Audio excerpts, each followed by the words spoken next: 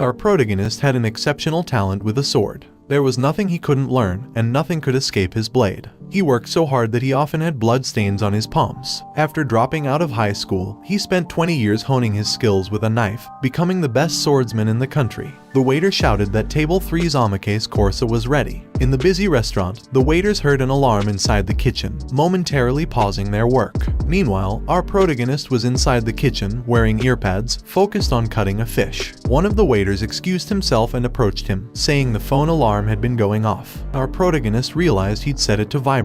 When he looked at his phone, he saw a notification from a game, making him wonder if it was the one he had deleted earlier and if something was wrong with it. The waiter informed him that a guest had arrived, to which our protagonist instructed the waiter to say he wasn't there. Moments later, a man entered the kitchen and pointed out he wasn't buying the excuse. A chubby man entered, stating that it was time for our protagonist to give his answer. He believed he'd given our protagonist enough time to think and insisted it shouldn't be a difficult request for someone who handles swords daily. When our protagonist didn't respond, the chubby man laughed and accused him of being insensitive.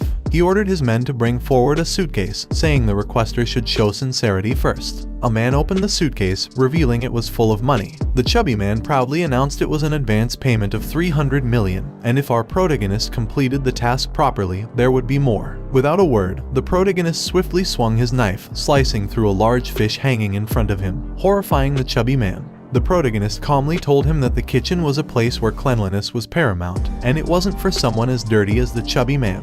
He then ordered him to leave, as pieces of fish slammed onto the floor. The chubby man, stunned, shouted that the protagonist really was the sword saint, as he expected. He grabbed a sharper knife from the counter in anger, making his men step back in fear. The chubby man, along with his bodyguards, stormed out of the kitchen. Before leaving the restaurant, the chubby man warned the protagonist not to think he was giving up, promising he'd be back soon. Later, after the restaurant had closed, the protagonist was out back, smoking. His coworker joined him, saying the down payment was 300 million won and that if it were him, he would have accepted it on the spot. The coworker asked why he turned it down. The protagonist replied that all his life, he had only sliced fish heads with a knife, and asked his coworker what he knew about being a thug. His coworker suggested that he was just using his reputation as a swordmaster and wondered if he was seriously planning to kill someone. He advised the protagonist to scare them enough to get the money, buy a house, and open a shop, telling him he needed to live like a human too. But the protagonist simply replied that even if they offered billions, he would still pass. Suddenly, his phone received another notification. His coworker teased him, asking if he was dating someone because of all the notifications. The protagonist replied it was a game. His coworker asked if he was still playing Divine Protection, to which he admitted he quit. Just then, someone called out, asking where they were going without cleaning up. His coworker told him it was their boss and that he was leaving first. Alone, the protagonist smoked, thinking back to when he was young. His family went bankrupt, and since then, he'd been working non-stop. He guessed he'd been too focused on earning money, but his phone kept buzzing, the notifications becoming excessive. Annoyed, he pulled out his phone, wondering why it kept ringing. He briefly thought he might have reinstalled the game after a night of drinking. Deciding to delete it again, he chuckled when he saw a message about the Demon King's invasion of the Academy, knowing those guys had been invading the Academy for years. But then, accidentally, he clicked on the game. It opened with a welcome song, and the game prompted him to touch the screen to enter. Nostalgic, he noted that the soundtrack was still the same, and the female characters were still as beautiful as ever. Suddenly, the screen became corrupted. Was it lag? Before he could react, a bright, powerful light shot out of the phone, sucking him in. Moments later, his coworker came out of the restaurant, looking for him. The coworker saw the protagonist's phone lying on the ground and wondered where he had gone, puzzled that he left his phone behind. The boss yelled from inside, asking where the chef was. The coworker, unaware of what had happened, joked that it seemed like the chef went to the bathroom, not knowing he had been sucked into the game, now with a 100% transfer complete displayed on the screen. There was nothing special about the game, just a typical pay-to-win model with an auto-hunting system, a mass-produced mobile game that needed no further explanation. Our protagonist played it for one reason: he was captivated by the female characters' appearances. He got swallowed up by the game, finding it ironic that he ended up spending a fortune on it. After playing through multiple cycles, he wasn't even a playable character anymore, not even an NPC. Instead, he became a background character whose whereabouts were unknown. In that world, his name was Kang Jioma. One day, he accidentally bumped into someone, and when he turned around, surprised, he saw it was a woman. He quickly asked if she was okay, and she replied that she was fine. Fortunately for him, the game Divine Protection was set in Korea. The names, locations, and geography were all the same, with only minor differences in a few characters. The similarities helped him adapt easily, and for a year, he lived in that world, forgetting whether it was a game or reality, enjoying a life he couldn't experience in his previous one. That was, until that fateful day. He returned to his apartment, where his parents welcomed him, calling him their pride, the great swordmaster, and showed him an acceptance letter to a prestigious academy. He asked his parents if they could put it away, but they insisted, saying no matter how many times they saw it, they were proud of how well they had raised him. His mother then asked if he had packed everything, to which he replied that he'd finish soon. His mother excitedly told him to go ahead. That day, his modest dream of living a normal life shattered into pieces. He sighed in his room, knowing the day was almost here. He had asked countless times if he could avoid it, but nothing changed. Tired, he began packing his things, thinking about how happy everyone was. He couldn't refuse. Looking at their family photo, he wondered how Kang Jeoma had gotten accepted into such a prestigious school. His father once told him that his divine power had manifested last year, and he took the entrance exam right after. His mother had asked if he didn't remember. Before he possessed Kang Jeoma, that divine power had already appeared, allowing him to pass the entrance exam to Hoken Academy. Staring at the acceptance letter, he wondered if the real Kang Jeoma was a genius. Divine power was a special ability that humans could use, much like skills in a game. However, not all humans possess divine power, as it was usually inherited genetically. Society was divided into 3 segments based on this: the privileged, the commoners, and the poor. Hoken Academy was born to maintain the power of the elite. Though it was established under the pretense of hero cultivation, it had long since become a school exclusive to upper-class families. Recently, a special admissions system was introduced for non-hero families, and Kang Jeoma was admitted as one of those students. He wondered why heroes were still necessary, though he knew the answer: the Demon King. He mused that this world wasn't reality, but training heroes for war felt too real. It reminded him of what it would feel like to re-enlist. He called forth his divine power, and a system window popped up in front of him, still feeling unfamiliar. Looking at the divine power Kang Jeoma had unlocked, he saw it was painlessness, which reduced pain for 30 seconds with a 12-hour cooldown. He couldn't believe he had crossed into this world with something so underwhelming.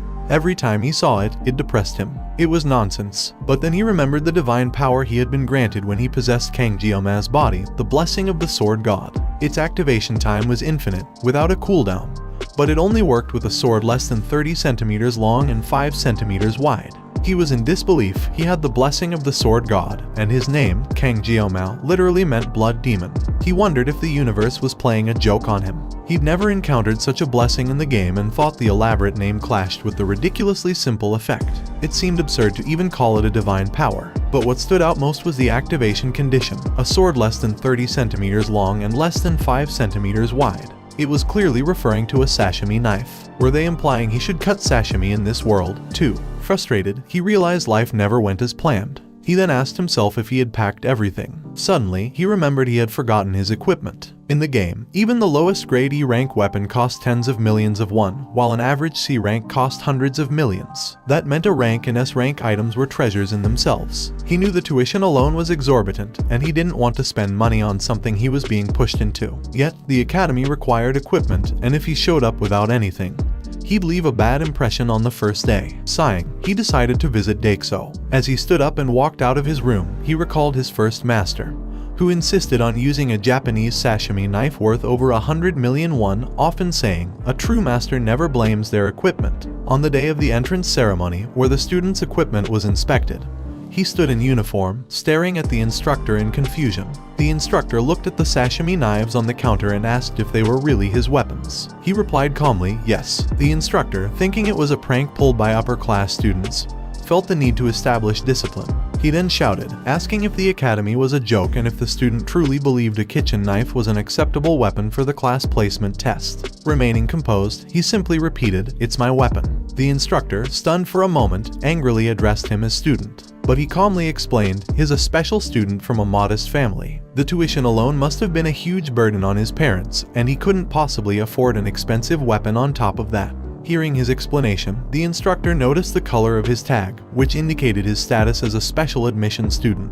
Those from non-upper class backgrounds. Understanding the financial burden of the tuition, the instructor was taken aback. He found it shocking that an institution supposedly promoting equal education rights would push away such a sincere, filial student. The young man then spoke with gravity, saying, Blaming your equipment is something only amateurs do. The instructor froze for a moment, knowing the phrase, "A master never blames their tools." Such words didn't seem fitting for a teenage boy, and the instructor felt that Gyoma had already reached mastery in some aspect of life. His unyielding spirit carried the weight of someone who had lived far beyond his years. It was almost as if a god stood before him. With that, the instructor approved his weapon, and Gyoma thanked him.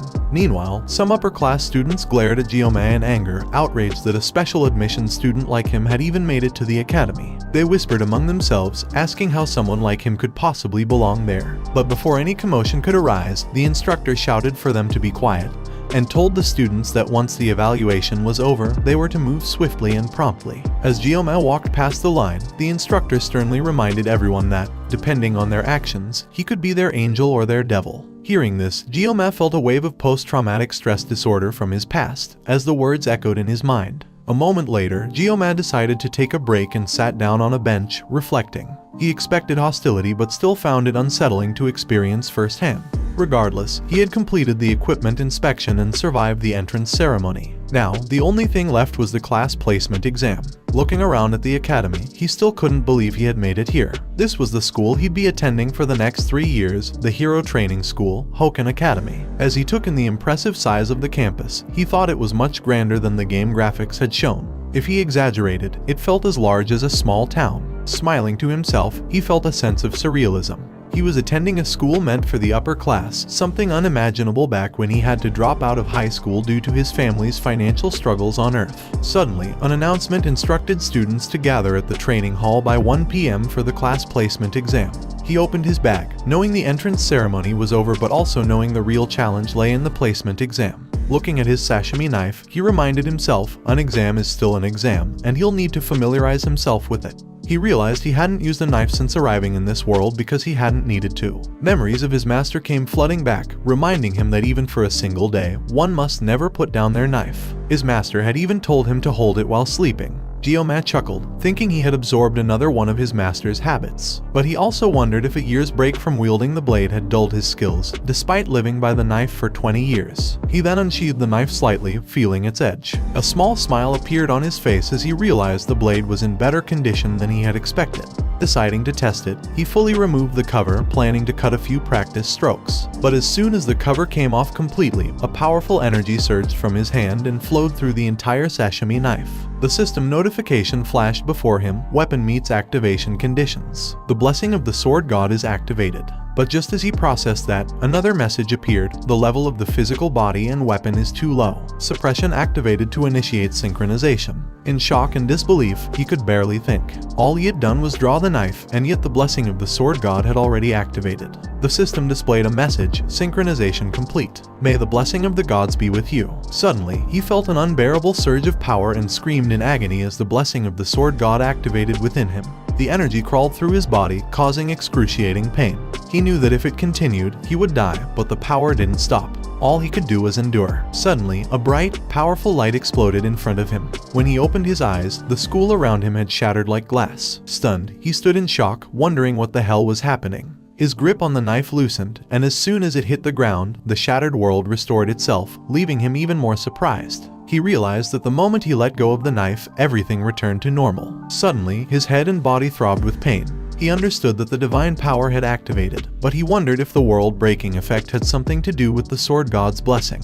The backlash from the activation was immense, and he knew that his divine power of painlessness could only help with mild muscle soreness, not this kind of overwhelming pain. He looked at his shaking hand, realizing that if every activation felt like this, the power was unusable. An announcement rang out, instructing students to gather at the training hall immediately. He debated whether he should pick the knife back up. He couldn't just leave a sashimi knife lying on the ground, and he tried to comfort himself by thinking maybe it only hurt during the first activation. Nervously, he reached for the knife, wondering if he'd be okay. The moment he touched it, he screamed again as the power surged through him, and in agony, he shouted, "What the fuck is this?" Meanwhile, in the training hall, students were gathering, and the professors were mingling, laughing, and discussing how much they had spent on their children's admission. One of the professors noticed a figure and commented to another, "Look, Klinge has made quite the journey." The 7-star hero, Siegfried von Nibelung, was standing nearby. The others greeted him, recognizing him as a descendant of Aaron Nibelung and the direct disciple of the founding hero, Valor Joquin. Siegfried, however, remained silent, staring at them, which made the professors feel awkward as they returned to their seats. Siegfried sighed and glanced beside him as someone approached. The 7-star hero sage, Media Poison. She greeted him, saying it had been a while, and asked if it had really been half a century. He replied that he could see she still hadn't started dressing like an academy director, and joked that turning 70 hadn't changed her much. She teased back, saying every woman wants to remain beautiful until they die, and offered to make him look 10 years younger with her blessing. He dismissed her offer, remarking that despite her upcoming 70th birthday, she still hadn't grown up, and humans should value their inner nature. Playfully, she called him an old fart and pointed out how he hadn't changed in 50 years, which annoyed him, prompting him to call her an old hag. Smiling, she teased that he had changed a lot if he was willing to attend events like these, and he grumbled that he used to hate even breathing the same air as the egoistic bastards present. She guessed his granddaughter must be quite pretty to have made him attend. Siegfried stayed quiet and mentioned that it looked like things were about to start. Meanwhile, in the center of the training hall, students were chatting and introducing themselves. Geoma stood silently, observing them. He wondered if he was the only one with black hair and if he was the only special admission student among the nobles. He remembered the students from the equipment inspection, how they had glared at him with disdain. The memory made him feel lowly and out of place. Suddenly, everyone's attention shifted to someone entering the hall. A bright, radiant presence moved through the crowd, and Geoma's eyes widened in shock as he saw who it was. Every man she passed seemed entranced by her, but Geoma knew better. She was Abel von Nibelung, the granddaughter of the Sword Emperor, and the main heroine of the game, the very reason he had spent a fortune on it. Subspace, created by the ancestral hero Balor Joquin, was a dimension formed alongside the establishment of the Academy. It was a reality separate from their own, where the rules of the real world did not apply. Even murder was overlooked. Siegfried asked Media if the theme for the event was a subspace battle royale. She confirmed, explaining that subspace battles were a tradition at their school. However, this year they were trying something different with a battle royale format, where participants would be split into groups of 10. Siegfried remarked that it meant it was a survival game.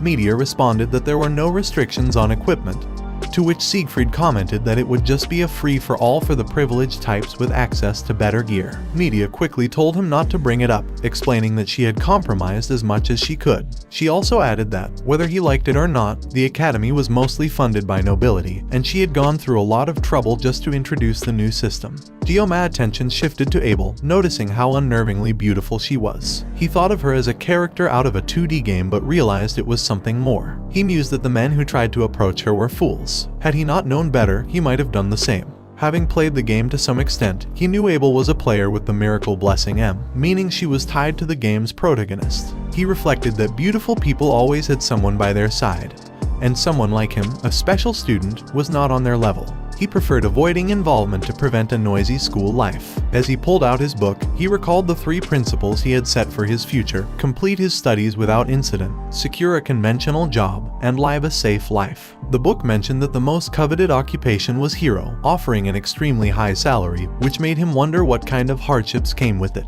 Remembering how even the sight of a knife made him tremble, he closed the book, thinking that heroes should protect the world while he found a more comfortable job. An announcement suddenly echoed, informing students that the class assignment exam for the 783rd year at Hoken Academy was starting. It explained that this year's exam, as previously announced, would be a battle royale. Among the 10 randomly assigned cadets, the first place winner would be assigned to the Star class, second and third places to the Dragon class, and 8th to 10th places to the Ordinary class. The class assignments would be based on these results. Scores would be automatically assigned, and there was no time limit. Geoman noticed it was just like the game, and his goal was to secure a spot in the Ordinary class, so he planned to finish quickly. The subspace generation device activated, consuming everyone as they entered the subspace. The exam began, with the system wishing them the blessings of the heroes. Geoman resolved to avoid using his knife if possible. A short while later, students were being evaluated by the system as they exited subspace, securing their class rankings. Meanwhile, others were still fighting inside. Media told Siegfried that, because of his granddaughter's bloodline from Chainxiang and Jialgung, her results would be significant. Siegfried simply asked why she was bringing it up now. Media pointed out an impressive time of 7 minutes and 14 seconds achieved with a C-rank weapon. Siegfried noted that Abel sought a fair assessment. Media responded that Abel, although a stickler for fairness, still ranked among the top 10 in the Academy's history. Siegfried proudly stated that this was only natural given the bloodline of Nibelung, and stood up, announcing it seemed to be wrapping up, so he was leaving. Media informed him there was still one group left, but Siegfried dismissed them as offspring of the pigs and walked away, saying he would see her next time. Media cryptically replied that she would see him in the afterlife. Suddenly, a powerful sensation stopped both of them in their tracks, and everyone felt it. Media asked Siegfried if he sensed it too, and he replied that it was unbelievable. He scanned the stage and the surroundings, noting there wasn't a place in the entire building where that sensation wasn't felt. Then, once again, they experienced a surge of immense power and saw the subspace above them tear open. Both stood in shock as they witnessed the subspace shattering into pieces. 2 students were thrown from it, leaving the crowd stunned. The students crashed onto the stage, shattering the ground on impact. No one could believe that people had fallen out of subspace. Then, a brilliant light appeared above them once more, prompting Siegfried to look up in concern. Something fell from the subspace and pierced the ground near one of the collapsed students. Media quickly called for the medical staff to check the vitals of the cadets who had emerged. Meanwhile, the sashimi knife near Giomaz's head shined brightly. Before the confrontation, he was facing his teammate, muttering "bastard," thinking that the results were inevitable and predetermined. However, just as the thought crossed his mind, their enemy grabbed his teammate and slammed him into the wall, shattering it to pieces. He stared at his squad, realizing, unfortunately, that he had been caught in the squad of death. He knew their enemies were the infamous twins of malevolence from the Iron King family, Mao Jun and Mao Shun. Though they possessed innate talent, their brutality and deceit knew no bounds. He was furious that these bastards had been toying with them for 30 minutes, and he wondered if he appeared so weak that he wasn't even worth their attention. Shun glanced at the man in his grasp, realizing he was dead, and tossed the body aside, bored. He began counting the students he had killed, asking Jun how many were left. As Jun stepped on a student's neck, Shun noted the student was still alive, but Jun simply crushed him to death, replying that it was more or less over. Shun, annoyed, reminded Jun that he had caught 4 of them. Jun apologized, pointing to the side and telling Shun he could have that one. Shun turned to look at the trembling girl and agreed, saying he would accept it. He, watching in disbelief, noticed that the girl, who had been sitting quietly in the corner, seemed to be in a panic, her will to fight entirely gone. As Shun approached the girl, he teasingly told his brother Jun to look at her, commenting that she was to his taste and expressing curiosity about the sound of her screams. Shun excitedly shouted that he was dying to find out, while the girl remained frozen in fear. Jun, half-jokingly, told Shun that even though he was his little brother, he was such a pervert. Shun then scaring the girl, asking where he should start tearing her apart. It was at that moment that he shouted at the twins, calling them bastards to get their attention.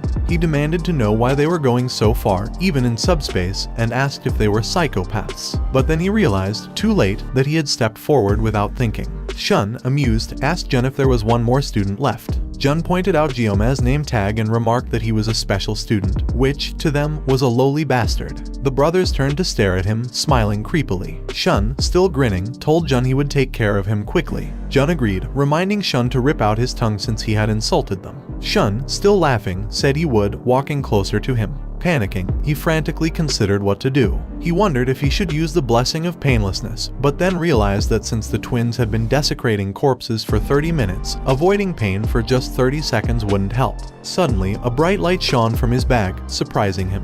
He remembered the sashimi knife he had inside, but he knew that holding the sword would activate the blessing of the sword god. He hadn't even made it half a day since deciding to live an ordinary, uneventful, and safe life. Shun noticed him reaching into his bag and mockingly asked what it was. When he pulled out the sashimi knife, the twins were stunned for a moment before bursting into laughter. They couldn't believe it and taunted him, asking if it was a joke. The girl, watching in terror, stood frozen in fear. Shun adjusted his stance, shouting that since he was at least a little amusing, he would make his death as painless as possible. He then leapt into the air, appearing above him, shouting that he would smash his head first. Realizing he couldn't be picky, he opened his legs wide and hoped for the best. He activated the blessing of painlessness for 30 seconds, along with the blessing of the sword god, while removing the knife's cover. He knew that painlessness would counteract the pain caused by the blessing of the sword god for 30 seconds. As Shun launched his robotic hand towards him, tauntingly asking what he could possibly do with a pathetic knife like that, he knew that if he couldn't cut, he would die. He worried about the sashimi knife's ability to cut through Shun's heavy equipment, thinking that Shun wasn't a fish, but a person.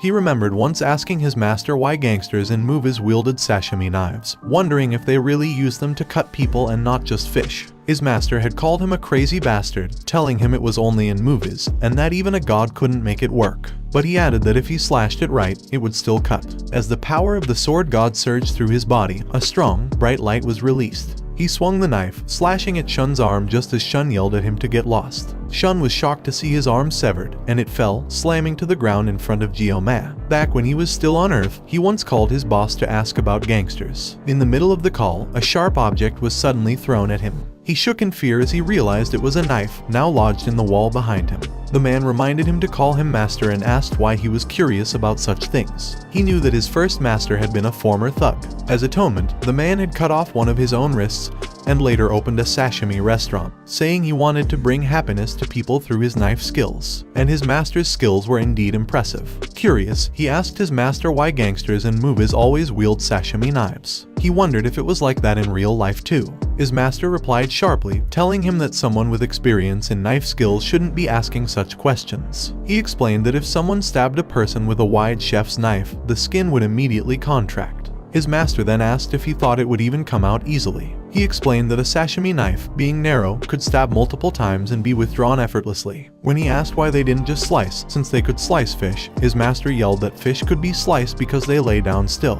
If they were standing, he wouldn't even be able to slice bread in one go. He then mentioned that in manga, it always looked like a clean slice. His master hit him on the back, reminding him to call him master, not boss, and told him that even if the god of knives were involved, it wouldn't work that way. But in his current situation, as he sliced Shun's arm with the sashimi knife, it worked perfectly. Shun was in shock, staring at his falling arm alongside his brother Jun, while the girl looked on in stunned disbelief. When Shun's arm hit the ground, the pain hit him all at once, and he screamed in agony. Shun cried out for his lost arm, pleading for help as he saw his opponent approaching him. Stammering, Shun shouted at him to stay away, but he continued to advance. Shun, now in terror, turned and ran, screaming for someone to help him. Jun, frozen in horror, watched as his younger brother tried to flee. When Shun neared his brother, Geo-ma moved swiftly, slicing Shun's head cleanly in half with terrifying ease. Jun, paralyzed by the sight, stared in disbelief at his brother's severed head.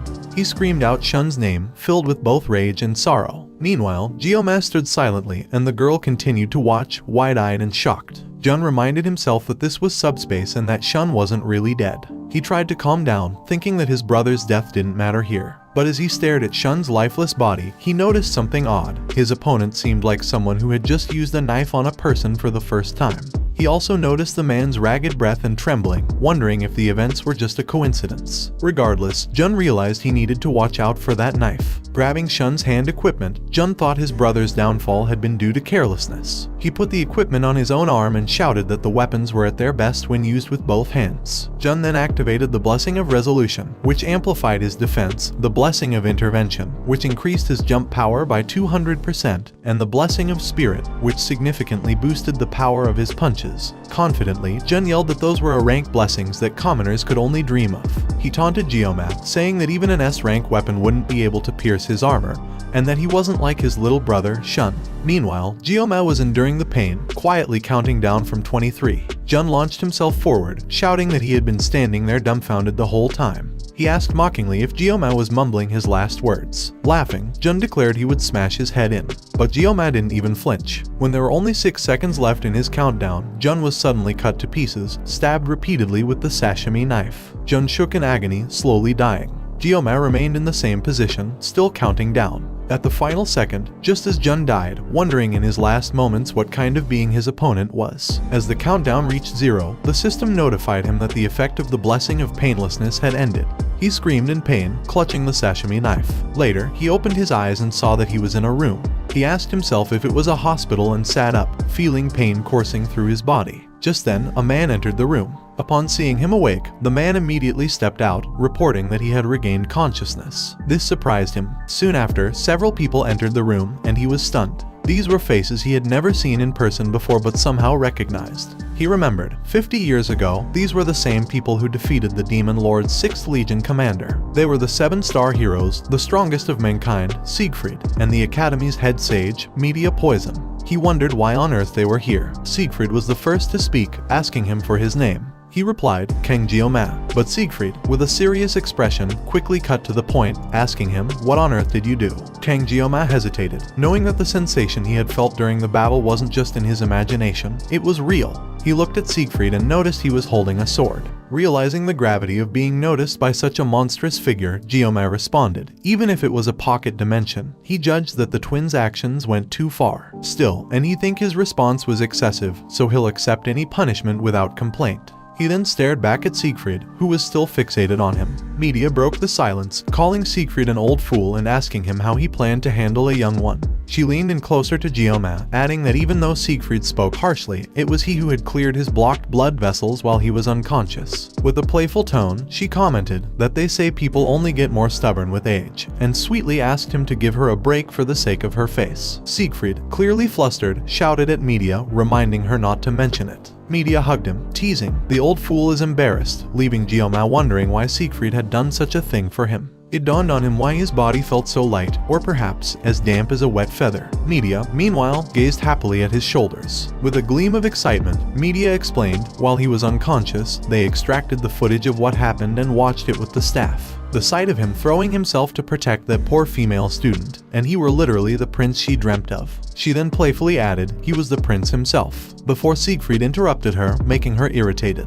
He insisted she show some dignity, though Media didn't seem too bothered. She went on to explain that she's not saying they'll make an issue out of his actions during the exam, so he shouldn't need to worry. And honestly, those twins from the Mao family only got into the academy by buttering up the elders, but they've said they'll withdraw on their own. He felt a wave of relief wash over him, realizing he wouldn't have to deal with them at school anymore. Media then told him that they had come to deliver some news. He asked what it was, and Media smiled, replying that he was the top scorer and congratulated him. Geoma blinked in disbelief, asking what they meant by that. He couldn't believe it. His vision of a safe, sound, and secure future was fading away before his eyes. A moment later, in Media's office, she told Siegfried that in her nearly 20 years as head of the academy, it was the first time something like this had ever happened. She recalled Geoma's response when he said he didn't like being the top scorer, which shocked both of them. She asked if he understood what it meant to be in the star class, reminding him that while the elders were furious, the top cadet's decision was based on a result directly graded by the space itself. He thought for a moment but still replied that he didn't like it, prompting her to ask again if he truly didn't understand. Siegfried, meanwhile, silently observed the exchange. Siegfried snapped back to attention when Media addressed him directly, asking if he was upset that Geoma took the top spot instead of his granddaughter. She reminded him that he had seen the footage himself. He replied that it was foolish to question the judgment of the subspace, which was imbued with the will of the founding hero. The academy had chosen Geoma as the top cadet, and they should simply follow that decision. Siegfried reflected that if Geoma's skills had been outstanding, he would have understood. If Geoma's physical abilities were exceptional, he would have accepted it. And if his experience had been remarkable, he would have agreed. But what he saw in this young boy, who had barely reached adulthood, was something more. His movements embodied a concept, a swordsmanship that Siegfried had pursued his entire life, a level of mastery. Yet, the unsettling feeling he had when he unblocked Geoma's meridians lingered. Geoma's body, soft and unconditioned as though it had never undergone training, seemed to contain something that shouldn't have been there. Siegfried sighed, realizing that even at his age, he couldn't believe he still had such a competitive spirit, especially toward a boy the same age as his granddaughter. Siegfried was startled again when he heard Media praising Geoma's delicate features and the way he heroically cut down enemies to save a woman in distress. She added that if she were just 10 years younger, or even now, she wondered if she could still try to win him over. She asked Siegfried what he thought, but he simply responded by asking if she knew what college cadets call girls like her these days. Intrigued, Media urged him to continue, daring him to open his big mouth. When she asked him again what they called someone like her, he set down his coffee cup, making her even more excited. Calmly, he told her, "They call you a beach." Media, enraged, stood up and attacked Siegfried, shaking the entire room. The next day, Geoma arrived at his wolf class. He knew it was the best compromise he could have made. He remembered how Media had ordered someone to send him to the upper class, but he insisted on joining the Tiger class. Media had shouted that the top cadet couldn't be sent to the Tiger class, but he had argued back, questioning why not when the academy prided itself on equality. Media had responded that, despite that, the Tiger class was off limits, and instead, she promised to keep his request a secret, knowing that if the elders found out, they would cause an even bigger fuss. Geoma sighed as he opened the classroom door, frustrated because his plan had been to quietly complete his studies in a lower class without getting caught up in the power struggles of the upper ranks. At least this arrangement was still within his expectations. As he entered, the door suddenly slammed shut, causing a loud noise. He looked around and noticed his classmates staring at him. They stared for a moment, but when they saw the color of his name tag, they quickly averted their gaze and returned to their usual activities. As he walked to his seat, he thought to himself that they should keep ignoring him, just as he preferred. When he finally sat down, he was amazed that everyone was completely ignoring him. He figured that Headmaster Media had managed to keep things under wraps. Feeling relieved, he happily pulled out his book, thinking that being a loner had its perks. Maybe this was a good thing. But just as he began to settle in, he heard someone approaching. When he looked to his side, he saw the girl from the subspace exam. She thanked him for what he did back then. He stared at her silently for a moment, realizing he didn't remember her. She quickly reminded him that she was the girl from the exam. He found it odd that she was using such formal language when they were the same age and replied that there was no need to thank him, as anyone would have done the same in that situation. Although it seemed like he had saved her, he knew deep down he was only trying to survive and felt hypocritical. He then mentioned that they hadn't properly introduced themselves, introducing himself as Kang Jio-ma. She responded that her name was Chloe. He said it was nice to meet her, still surprised they ended up in the same class. She greeted him in return while he quietly wondered who she really was. He had played through most of the game's story, but he didn't recognize her name. As far as he knew, the later stages of the game focused on the battle against the demon tribe, so it was unexpected to meet a new character now. Then, he realized that Chloe might just be a background character like him. Jio-ma asked if she could keep what happened during the exam a secret, to which she immediately agreed. She seemed about to say something else when a teacher entered, loudly instructing everyone to take their seats. Jio-ma told Chloe they could talk later, and she nodded in agreement. The teacher congratulated them on their admission and told them they should be proud, as they were all chosen to carry on the will of the founding hero, Valor Jokwon. He introduced himself as Lee Wonbin, the chief instructor of the Wolf class. Lee explained that since it was their first day, they would start with some basic physical training, and instructed them to change into their training clothes and gather at the training ground in 30 minutes. When one student asked what the training would be, Lee replied it was simple: 100 push-ups, 100 sit-ups, 100 squats, followed by 10 laps around the training ground. He then shouted for everyone to change and gather, to which they all responded with a resounding yes. As the students began to file out of the room, Jio-ma stayed seated, wondering if the training was designed to turn cadets into bald-headed soldiers. He approached Lee, who asked what was on his mind. Jio-ma, hoping to find a way out of the tedious training, replied that he was feeling a bit sick. Lee thought for a moment before telling him that, as the top cadet, the basic training wouldn't be very useful for him. He suggested that Jio-ma attend Star Class training on his first day, mentioning that the headmaster had granted him permission to attend all classes. Shocked, Jio-ma thought to himself, "Media, you damn old hag." Laughing it off, Jio-ma quickly said that he just needed to use the restroom urgently and was only feeling a bit sore. Lee chuckled and replied that he appreciated Jio-ma's straightforwardness, saying he would see him at the training ground, to which Jio-ma replied, yes. Later, as Jio-ma ran around the training ground, he was utterly exhausted. Lee shouted at the group that this was just light work and that they should move faster, but Jio-ma found himself falling behind, feeling like he was dying. Just then, Chloe appeared beside him, asking if the training was too difficult since he looked unwell. He laughed weakly, replying that he was fine. She asked what lap he was on, and he guessed it was his 5th. Surprised, he asked her what lap she was on, as she seemed to be running behind as well. To his shock, she replied that she was on her 9th lap. She then encouraged him to keep going, shouting that he could do it, before speeding off, leaving Jio-ma suffering and exhausted. Days later, in Jio-ma's dorm room, empty water bottles littered the floor and surfaces. He slammed another one down on the table and cursed. He was starving. A week into academy life, he had encountered an unexpected problem. At the cafeteria, he had rushed to the counter, shouting that he was hungry and ordered a pork belly rice bowl in a hurry. However, the cafeteria lady stared at the meal ticket box next to him. That's when he realized the food wasn't free. Embarrassed, he told her he'd get the ticket right away and asked if she could prepare the meal in advance. But he froze when he saw the price, 50,000 won for a pork belly rice bowl. The other items on the menu ranged from 25,000 won to 150,000 won. He stood in horror, unable to believe the prices. Back in his dorm, he drank the last drop from his water bottle and angrily tossed it aside. He thought 50,000 won for a pork belly rice bowl was outrageous. His living expenses were nearly gone, and he remembered refusing pocket money from his father. Staring at the empty bottles on the floor, he rolled onto his bed, cursing himself for not accepting the money when he had the chance. For days, he'd been surviving on the cheapest water from the campus store. Suddenly, a system notification appeared, showing his physical state had increased to 12. As his physical condition improved, the sword's specifications relaxed, activating a blessing for swords 32 centimeters or shorter and 6 centimeters or less in width. Smiling, he stood up and looked at himself in the mirror, admiring his abs and thinking the effort hadn't been wasted. He wondered if the blessing of the sword god had cleared his blood vessels, feeling as if he were evolving.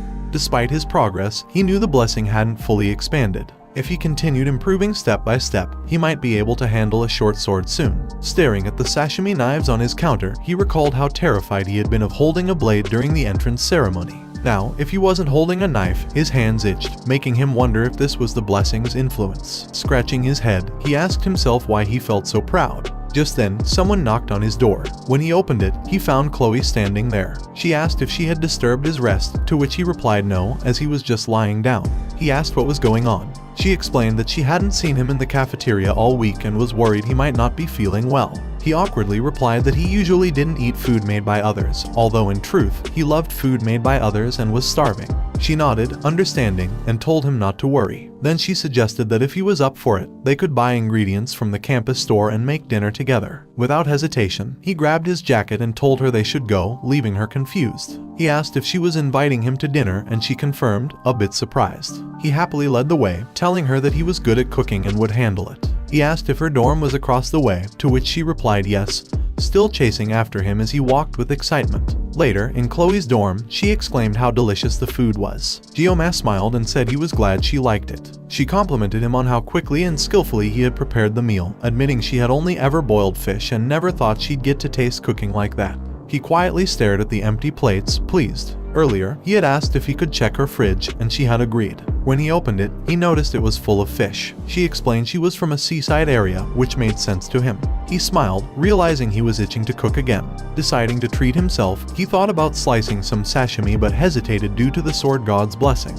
Eyeing the kitchen knives on the counter, he asked if she had a longer knife. Chloe was confused, but when he explained that his weapon was similar to those kinds of swords, she understood. She handed him a knife and asked if it would work, but he decided to stick with the kitchen knife. Grabbing the knife, he decided to finish in 30 seconds. Activating the blessing of painlessness, he focused on the sashimi, remembering that he had once been the best swordsman in the country. He activated the sword god's blessing and sliced through the fish, finishing in 21 seconds. In that time, he scaled the fish, split the bones, removed the entrails, and filleted the flesh. The result was so perfect it felt like a masterpiece, and he was proud to still have his skills. Chloe asked how he was so good at cooking, and he replied that he used to work part-time at a Japanese restaurant.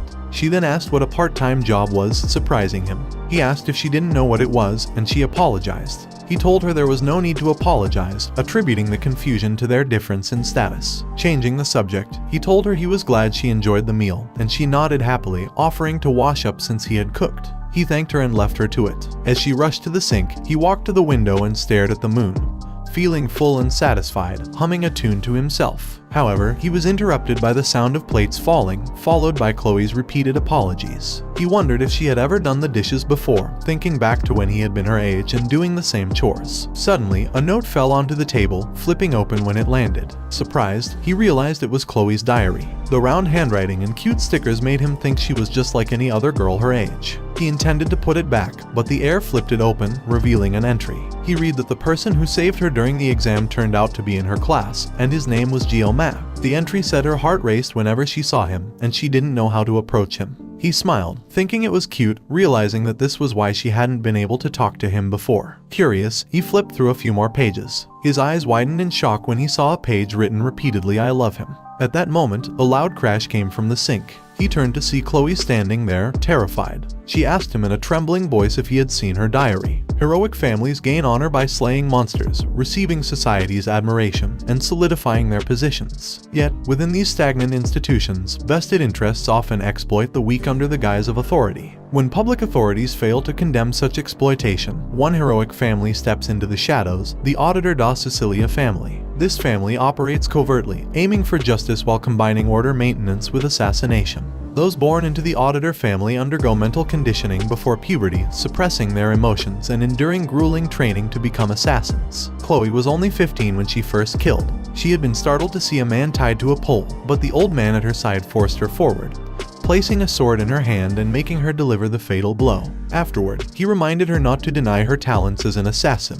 These were words she had heard repeatedly, even before adulthood. The constant training warped her mind, casting a deep shadow over her heart. By the time her sense of self had been worn away, leaving only fragments of emotion, Chloe was ready to enroll at the Jokwin Academy. At the academy, where students were assigned to classes based on individual skill, members of the auditor family, despite their exceptional abilities, were always placed in the common class due to a long-standing tradition and an agreement with the academy. Although the auditor family operated in the shadows, their skills far surpassed those of the dragon class. Chloe's grandfather had ordered her to remain unnoticed. The family's strict control took away her personal freedom, forcing her to follow the path of an assassin. She obeyed without a word, believing that nothing would change no matter what she did. At least, that's what she thought until she met Jioma. During the subspace battle royale, Chloe encountered death for the first time, though it wasn't real in that space. Despite the gravity of the situation, she wasn't afraid. Having long accepted her fate, she faced death calmly, no longer struggling against it.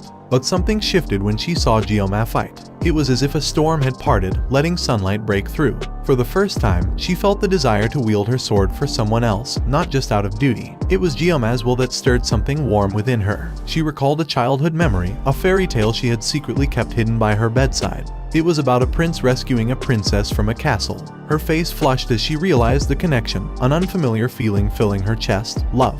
In the present, Jioma found himself cursing under his breath, watching as Chloe seemed lost in thought. He laughed awkwardly, trying to ease the tension, but her silence and unblinking stare only made him feel more uncomfortable. He realized something had gone wrong, wondering if it had been when he first saw her vulnerability, or when he foolishly joined her for dinner. Trying to salvage the situation, Jioma made a polite comment about the evening, hoping to lighten the mood, but she remained fixated on him. He thanked her for the dinner, preparing to leave, but her gaze lingered on him, and she asked if he had seen it. Confused, Jioma asked what she meant. Chloe removed her gloves, and her attention shifted to the diary on the table. Realization hit him, she was referring to her diary. He attempted to downplay the situation, suggesting that she must have worked hard on her studies, but she corrected him, making it clear she was talking about her personal diary. He felt a surge of unease. How had she known he had seen it? He wondered if she had somehow seen him reading it without him noticing. Then, something else struck him. Chloe was using formal language again.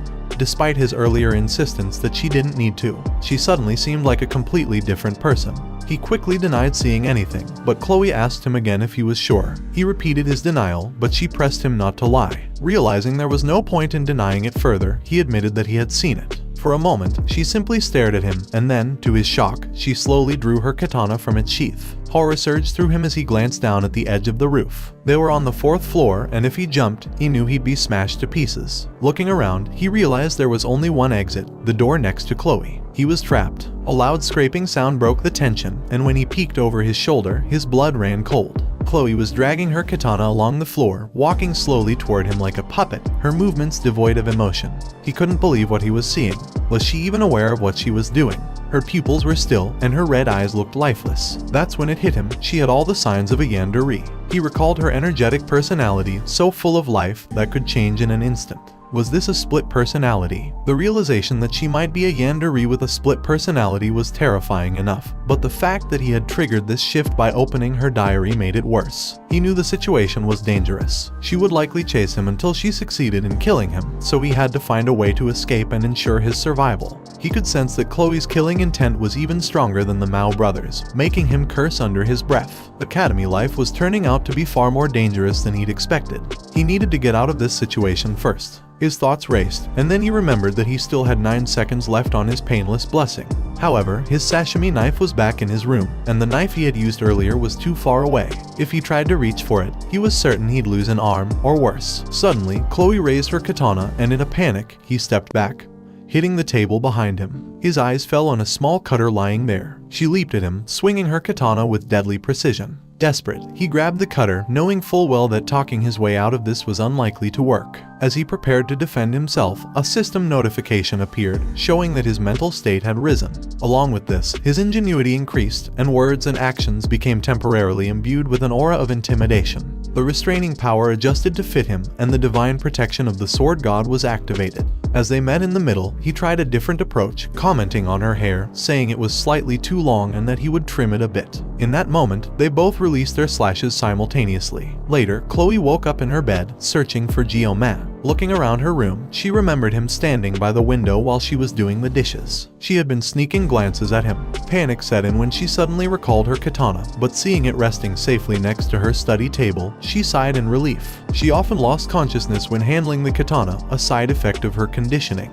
Her thoughts drifted to the old man, who had always praised her for her talent as an assassin, telling her not to worry after each kill and reminding her to never deny her abilities. Frustrated, she slammed her face into her pillow, calling herself a fool for fainting. Embarrassed, she thought about Geo-ma, wondering if she had said anything strange when she lost consciousness. Then, her eyes fell on the cutter lying on the floor. Confused, she held her hair up to her face and realized it had been cut shorter. Glancing at the trash bin, she saw the cut strands of hair and guessed that Geo-ma must have cleaned up before leaving. Blushing, she thought to herself how kind Geo-ma was and hurried to grab her diary, eager to write down her thoughts before she forgot. As she scribbled, her entry focused on how much she admired him.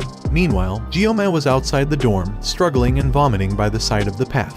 He was relieved to have survived the situation with Chloe but knew he had pushed his blessing too far, going 5 seconds over the 9-second limit, which left him physically ill. He tried to suppress the nausea, but it was no use. He ended up throwing up everything he had eaten for dinner. Sitting on a nearby bench, he felt the hunger return, his entire meal now gone. As he stared at the moon, Geo-ma reflected on Chloe and her abilities. Normally, swordsmanship is about striking decisively to end a fight, but the way Chloe fought was different. Her blade relentlessly targeted vital points, almost as if it were designed for ambush tactics. He realized that had she ambushed him, his head would have been taken off without a doubt. Feeling threatened, he had instinctively aimed for her nape during their encounter. Thankfully, the cutter he wielded was short, so he only managed to cut her hair. He sighed, relieved that he had cleaned up the situation quickly and that there shouldn't be any further complications. Though, he admitted to himself that finding stability, safety, and security in this world was proving far more difficult than he anticipated. He reflected on how much harder it was to simply lead an ordinary life. When he was first thrown into this strange, shameless game-like world,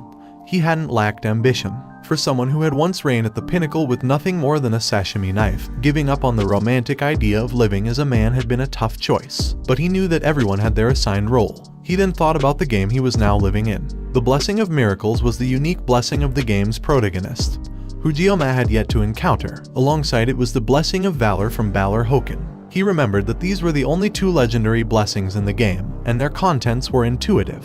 The protagonist wielded both the Holy Sword and the Demon Sword, Bamang. In contrast, Geo-ma could only use sashimi knives, a fact that made him wonder if any further explanation of his fate was even necessary. Slapping his face to refocus, Geo-ma reminded himself of his goal. Since entering the academy, the constant encounters with unrealistic characters and bizarre situations had distracted him from what he came to achieve. He realized that he had been sidetracked by various events and began to wonder if there was anyone ordinary in this world at all. Despite having a vague understanding of the key characters in the game, Geo-ma still felt his knowledge of this world was lacking. After all, it had only been a little over a week since he entered the academy. According to the game's story, the main character's blessing was due to activate soon. With the enrollment process almost complete, Geo-ma knew the real story was finally about to begin. Geo-ma knew the general plot of the game, but having never seen the ending gave him an advantage, at least up to the midpoint. He decided that no matter what happened, he should stick to the official route. If things strayed too far off course, it would waste whatever benefits he might gain from his knowledge. He recalled that the story took a much darker turn in the second semester of the 3rd year, when the birth of a hero would cause the demon race to unite under their demon lords and threaten the academy. This would lead to a full-scale war between demons and humanity. He remembered the game's typical cliché fantasy plot, and, as someone who had once sought a charming, youthful life he never got to experience, he had deleted the game halfway through. Now, though, the realization that this terrible war was real chilled him, making him wonder if he, too, was doomed to die in it. But he shook off those thoughts, deciding that with nearly 3 years left, he needed a more realistic goal than mere escapism. He couldn't allow himself to die quietly in this world. He needed to get stronger and survive. Most mass-produced games like this one tended to have happy endings, and he guessed that the protagonist would save the world, but he couldn't rely on that alone. He needed power to protect himself. He couldn't live with the constant fear of dying in a war, caught up in events beyond his control. That meant training, but he would have to do it without drawing too much attention. If he stood out, he risked being conscripted to fight against the demon army, something he needed to avoid at all costs. He also reminded himself to be cautious with the blessing of painlessness. Though he picked up the sashimi knife out of necessity, the strain on his body from using the blessing was too great. A system notification appeared, showing his blessing stats, and though the performance looked impressive, there was a lot of new information he wasn't sure how to interpret. He focused on the stats, noting that his physical, mental, and weapon ranks seemed to represent his levels of growth. His eyes landed on the assimilation rate, but when he tried to check what it meant, the system blocked his access, telling him that conditions had not yet been met. It didn't seem important for now. What mattered most was his physical training, and he needed a new weapon. Relying solely on the blessing of painlessness for 30 seconds wouldn't work forever, and he also needed to train with swords that didn't meet the conditions for the sword god's blessing. Next month's practical combat training would replace the midterm exams, and the reward for excelling was the Murasama, a B-rank sword. Gyoma knew that if he could handle it skillfully, it would be enough to carry him through graduation. Its specifications didn't meet the activation conditions for the sword god's blessing, so it wouldn't put as much strain on him as his primary weapon. Realizing he had more to do than he thought, Gyoma was suddenly interrupted by someone calling his name. When he turned, he saw Abel standing nearby, telling him that he was sitting in her spot. He froze in shock, staring at her, speechless. Sweat ran down his face as he struggled to respond, and for a moment, he couldn't move. Abel asked if he could shift over a bit, snapping him out of his daze. Embarrassed, he moved aside, wondering why he had been staring so blankly at her. Abel told him there was no need to leave the bench completely, just to make a little space. He obliged, still at a loss for words. He shyly wondered what she meant by her spot. Weren't benches public property? Was this something related to the academy's class system? He knew getting involved with Abel, the heroine, would only complicate the main story, so he resolved to avoid her, even though it was awkward. But when he saw her lips, he cursed silently. She really was beautiful. He was startled when Abel mentioned that the spot offered the best view of the stars. He didn't respond immediately, still staring at her and trying to reconcile her appearance with the Abel he knew from the game. The memory of Abel being the Sword Saint's granddaughter and the protagonist's difficult-to-approach love interest made him uneasy. Abel then asked if his weapon was also a sword, surprising him. When he asked how she knew, she explained that her grandfather had told her. She added that swordmasters had a certain look in their eyes, and as she stared at him, Gyoma felt his face grow hot. She then handed him her sword, offering him the chance to hold it. He took it, commenting that it didn't feel particularly heavy. Abel sulked in response, turning away, leaving Gyoma to wonder if she was really upset. Abel was harder to get used to than he'd anticipated. Was this truly the same Abel he remembered from the game? Abel turned her gaze back to him, asking if he knew who she was. Gyoma wondered if Abel was being suspicious of him, even though there wasn't a single student at the academy who wouldn't know who she was. He responded vaguely, saying he knew her roughly. Abel, however, pointed out that she didn't know him at all, which left him unsure of what she wanted. She remarked that it seemed unfair for him to know her name when she had no idea who he was. When he hesitated, Abel teasingly suggested that he might be a demon lord spy disguised as a student, sneaking into the academy. After all, she continued, there didn't seem to be any other reason for him to be sitting there alone at that hour. Her words left him wondering what she truly meant, but before he could ask, she raised her sword at him, leaving him in disbelief. He tried turning the question back on her, asking what she was doing, but Abel simply replied that she had been exercising and training.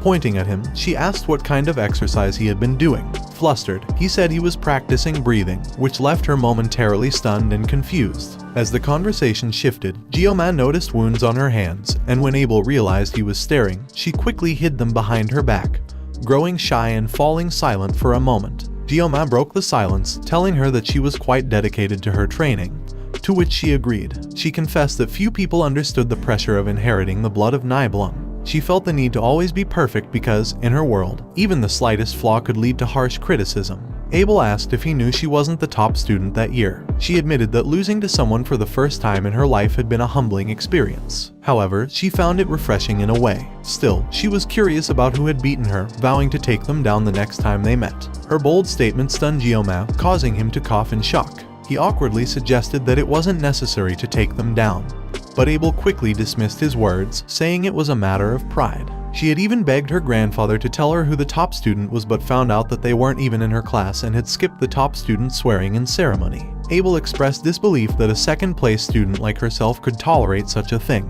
Snapping out of her train of thought, Abel suddenly realized she had been sharing all of this with someone she had just met. Gyoma asked why she was telling him all of this, to which she replied that he seemed weak. She went on to explain that her family motto was to be strict with the strong and merciful to the weak, leaving Geoma staring at her in disbelief. Abel added that the students in her class were so bland she didn't really have any friends, making Geoma realize why she had seemed so cold toward the protagonist in the game. Stretching her body, Abel stood up, saying she should head inside, and bid him goodbye. Just before walking away, she turned and shouted, asking when he would tell her his name. He responded that he didn't want to, causing her to shout at him in frustration as she left. The next day, Geoma sat in class, reflecting on how his academy life had been flowing by smoothly and steadily. He kept a low profile, especially around Chloe, who had blended in well and even made friends. On the other hand, he avoided eye contact with her out of fear, still shaken by their last encounter. Occasionally, when their eyes did meet, Chloe's new friends would glare at him coldly. However, the disdainful looks didn't bother him much anymore. After all, he wasn't the only exceptional student in the Tiger class, there were simply too few of them, and for some reason, there was a general reluctance among the exceptional students to stand out. Geoma guessed this reluctance stemmed from a kind of inferiority complex. Reflecting on his decision, he felt relieved that he hadn't chosen a higher class. This was the time when students in the Star and Dragon classes began forming factions and engaging in heavy political maneuvering, something that even made Geoma's head spin when he thought about it. Back when he played the game, the intrigue had been enough to make anyone's tongue wag,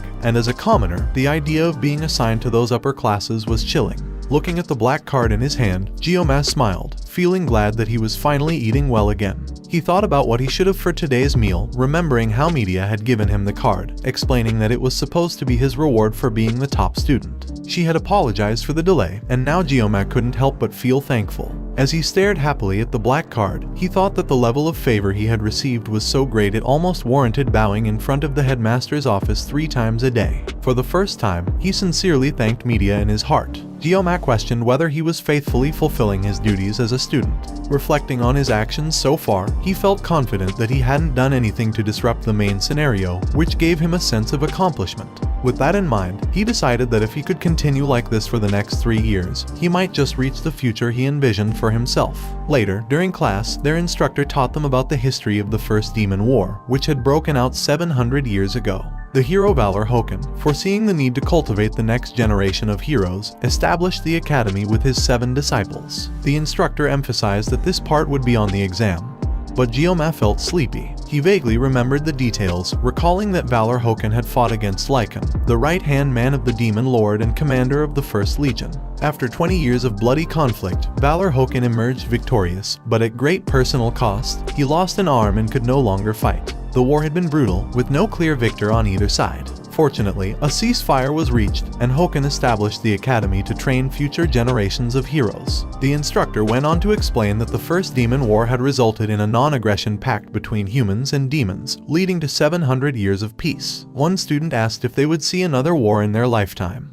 but his friend jokingly replied that he was more worried about what to wear to tomorrow's party. Geoma, however, knew that the end of this long peace was fast approaching, though no one else seemed to realize it. Everyone had become so accustomed to peace that it felt natural, but Geoma knew better. He considered giving Media a hint, but he feared it could lead to unforeseen consequences. Media often spoke about wanting to step down as academy director, but Geoma knew she was crucial to the upcoming events. Her unique divine protection, the poet's blessing, made her the first to detect the impending threat, and she would be the first among the 7-star heroes to rush to the front lines to protect the students. Although Geoma hadn't played that far in the game, he remembered reading on Kumiwiki that Media would be the first of the 7-star heroes to be sacrificed by the Demon Lord's army. Back then, seeing it online hadn't affected him much. He had simply thought of it as another game event. But now, with everything feeling so real, the thought of Media's fate weighed heavily on him.